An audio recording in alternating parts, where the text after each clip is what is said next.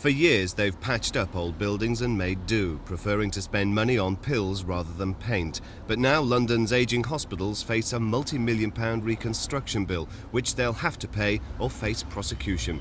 2 years ago, Crown immunity was lifted from hospital kitchens to improve standards.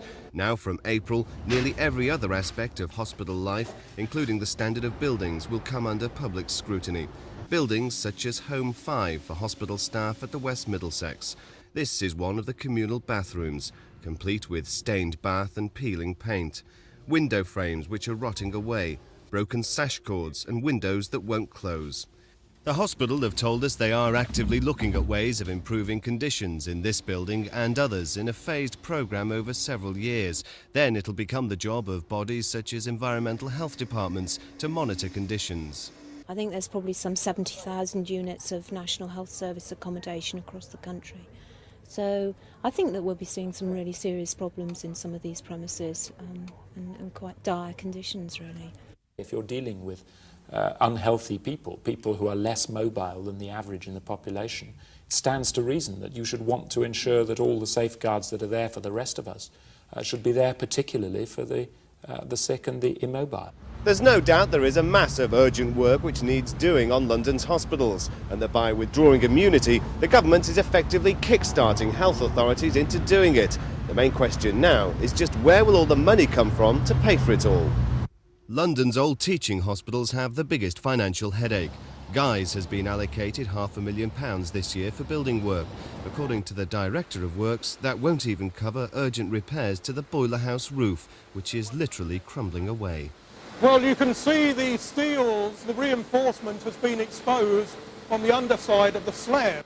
The entire slab is going to have to be replaced in sections at a cost of some £600,000. And that's work you've got to do, you can't put that off? That is work that will have to be done. In previous times they could have put off the repairs. Now with immunity gone, they have to make them to stay within the law. In the same way, the incinerator, installed just 3 years ago for £400,000, will have to be ripped out and replaced.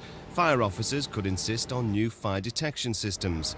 For this one health authority as a whole, the bill for upgrading fire and incineration equipment and making emergency repairs could be at least £3 million.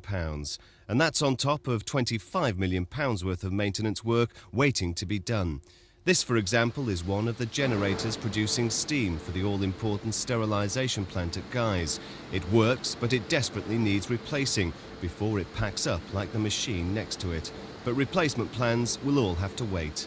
And the particular problem in the Thames regions is that those Thames regions have been repeatedly told by government to look more and more for their capital funds by selling off sites. And of course, once the property market collapses, as it's done over the past year, then with it collapses your money for capital investment. Not so, says the government, which still insists hospital managers do have the funds. They have the budgets. They know they have the legal obligation to meet legal minimum standards, and it's up to them to use their budgets to ensure that they meet those standards. The present round of ministers have become very adept at passing the buck to managers, and the managers increasingly find themselves faced with the same problem as the Israelites of having to make more bricks with less and less straw. The fear is that if the hospitals start taking money from patient care to improve the buildings in which those patients are treated, then the whole object of lifting immunity will have been defeated. This is Rob McBride for Thames News.